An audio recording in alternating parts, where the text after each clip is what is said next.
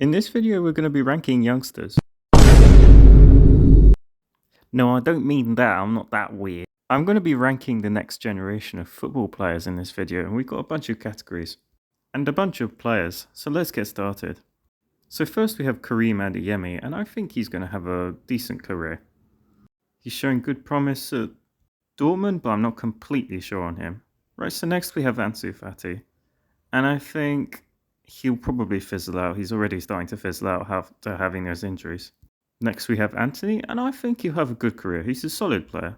He'll definitely have a solid career. Right, so next we have Araujo, and I'm kind of tempted to put him in world-class career, but I'm a little unsure on him, so I'll put him in good career. Next we have Bastoni of Inter Milan, and I've always thought he's a solid centre-back. He's already got experience that most centre-backs don't have. And so I think he will continue to have a good career, but I don't think he'll be considered one of the world's best centre-backs. But he'll be close. Next we have Jude Bellingham. Jude Bellingham. And Jude Bellingham is a really talented player. He's got the juice, for sure. I genuinely think, even though he's a midfielder, he could genuinely win the Ballon d'Or. Next up we have Armando Broja. And given Chelsea's season last season, I don't think Broja is it. He doesn't impress me that much. And now we have Real Madrid starlet Eduardo Camavinga. And I think he's a really talented player. He's already having a world-class career, to be honest with you. Being one of the largest clubs in the world, he's an absolute baller. He'll win many Champions Leagues. And he's versatile, playing at centre mid, CDM, or left back. Now, unfortunately, I don't recognise this next player, but I recognise Jonathan David, so let's talk about him. I think he'll have a good career. He's linked with a lot of big clubs at the moment, and he seems to be impressing very much at Lille, so I think he'll have a good career. Davies, I think Davies will have a world-class career. Being at Bayern Munich, that's a good place to learn your trade. He's already proved himself multiple times. He'll continue to have a world-class career. And now we have his Bayern teammate, Matthias de Ligt. I think he'll also have a world-class career. He's already made 2 massive moves and played for some huge clubs. If you're enjoying the video, feel free to subscribe. It's right down below. Next we've got Aston Villa's new signing, Moussa Diaby. I think he's a proper baller and a very good winger. He's lightning quick, and he's got skills for days. Last season he got 9 goals and 8 assists, and the season before he got 13 goals and 12 assists in the Bundesliga, which are really impressive stats. Surely he can translate that to the Premier League. I think he'll have a world-class career. And now we have Gianluigi Donnarumma, the Italian goalkeeper who has won the Euros, and he deserves to be in world-class career. You could even argue he's having a world-class career already. Right next we have Anthony Elanga, who has recently moved to Nottingham Forest, having been on the Manchester United bench for quite some time. I think he's going to fizzle out. He isn't that promising to me. Next we have Harvey Elliott, and Harvey Elliott's a decent talent. He played alright at the start of last season. He got 2 goals in the Champions League, but in the Premier League he was mostly used as a substitute, or didn't have much impact on the pitch as well. So I'm going to put him in promising but unsure. Right, so next we have Emerson, and I don't rate him at all. I don't think he was a very good signing for Tottenham. I mean, they literally replaced him with Pedro Porro. He's not a terrible player, but he doesn't impress me. And he'll have a fairly average career. Right, so next we have Ferran Torres of Barcelona. And when Barcelona signed him, I thought, you know what, that's a decent signing. He played pretty well at Man City under Pep Guardiola. And it's a shame his stats at Barcelona have been too impressive. I mean, he only got 4 goals and 4 assists in that half season during 21-22. Last season, he did get 3 Champions League goals for Barcelona, but they crashed out, so how impactful was he? I'll say he'll have a good career. Next, we have Phil Foden, and Phil Foden, I just really like Phil Foden. I think he's a great player. He deserves to be put in world-class career. I'm even tempted a little to put him Ballon d'Or winner, but I think it's probably more sensible to just put him in world-class career. He's already having a world-class career, and he's got a great coach, Pep Guardiola. Right, so next we have Wesley Fofana, and I feel for this guy. He signed for Chelsea last season, got an injury which kept him out for most of the season. And even recently coming back, he's gotten another injury which will probably keep him out for the majority of next season.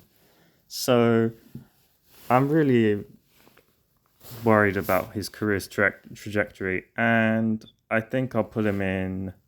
Will fizzle out because his injuries are having too much effect. Right, so next we have Gakpo, who was recently signed in January by Liverpool. And I think he's a really decent player. He's shown moments, he's shown good glimpses of what he could be. And I back him to be a solid success at Liverpool. I think he'll have a good career. Not a world-class career, but a good career. Chipping in with a good few goals and good few assists. And a few clutch moments. Right, so next we have Conor Gallagher. And ever since his Palace spell and he's come back to Chelsea, he just hasn't been the same. He hasn't gotten the right game time. He just hasn't quite shown the same promise that he did at Palace. And although I think there is a good player in there, it's maybe not showing right now. So I think he might fizzle out, to be honest. Next we have Xavi, one of La Masia's latest talents. And I think he'll have a top career. Definitely could achieve something the likes of Xavi and Iniesta. And I think he can fill their boots. He has the potential to have a world-class career. Next we have Anthony Gordon, who joined Newcastle in January. And to be honest, I don't quite understand this signing. I mean, he showed promise at Everton and he chipped in with a few goals, but to be honest, I think he'll fizzle out and it'll be a poor signing for Newcastle. Right, so next we have Vardiol, who by the time you see this may have already signed for Man City.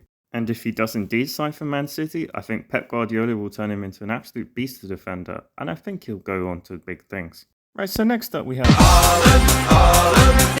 And we all know how good Haaland is. I mean, he's just a freak of nature. He's definitely going to win the Ballon d'Or at some point in his career. Next up is Kai Havertz, recently joined Arsenal. And I know a lot of people don't rate him very much, but I think he'll still have a good career. Next up we have Alexander Isak, Newcastle player. And I think he's a top talent. He had a great first season last season at Newcastle and he'll only get better. He definitely deserves to be in a world-class career. He cost Newcastle a lot of money, but it'll probably end up being worth it. Next up we have this guy. He hates sports. Bro, come on! And Joao Felix has been damaged by his Atletico transfer and its high, extortionate price tag. Maybe he puts too much pressure on himself, but I think he's a really solid player. I think he'll have a good career at least. Next up we have Ibrahima Konate, and his first season at Liverpool was pretty mixed, but before that at Leipzig he looked pretty promising. So I think there's a good chance he'll have a very solid career. If Liverpool continue to be impressive under Jurgen Klopp, then I think he'll do alright. Right, so next up we have Kulusevski.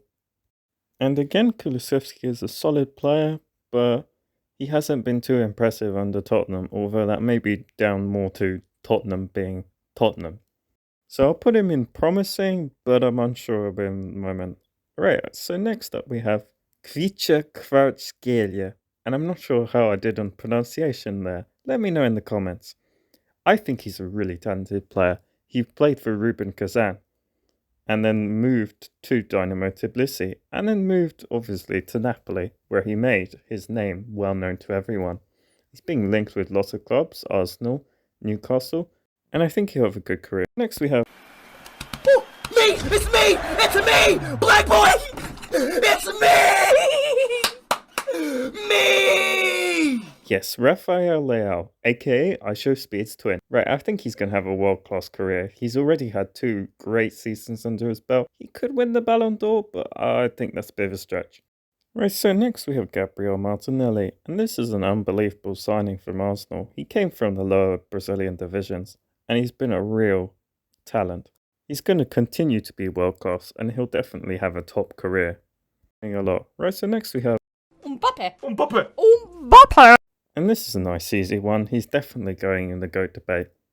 And you know what? Let's chuck Haaland in there too. I think Mbappe Haaland is the debate. Now we have Mason Mount, who's recently joined Manchester United. And although I think he's a solid player, I'm still a little unsure on him, to be honest. Right, so next we have Jamal Musiala. And Jamal Musiala, he's a quality player. I genuinely think he can win the Ballon d'Or. And that might be controversial, but he's genuinely one of the best players that Bayern have produced. I think he could even be in the GOAT debate, to be honest.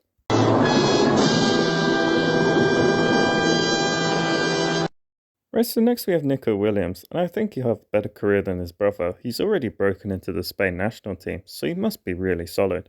Up next, Darwin Núñez, he came from Benfica to the Big Red.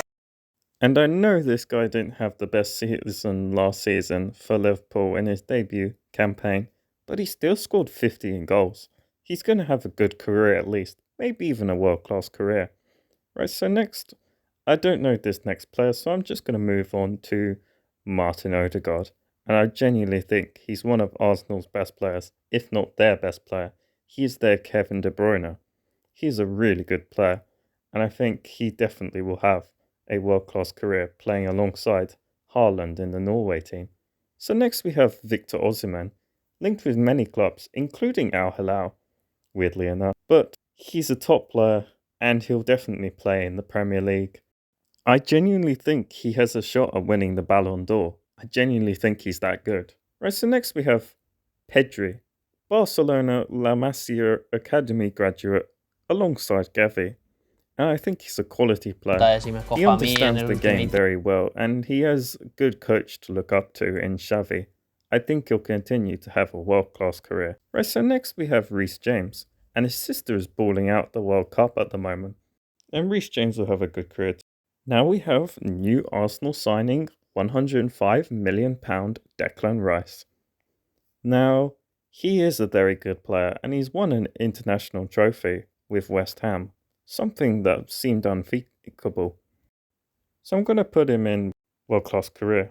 Right, so next we have Vinicius's winging teammate, both for club and country, Rodrigo. And Rodrigo is a solid player. He's not on the same level as Vinny Jr, but I think he'll still have a good career. He's playing for arguably the best club in the world at the moment. Right, so next we have Bukayo Saka, and I love Bukayo.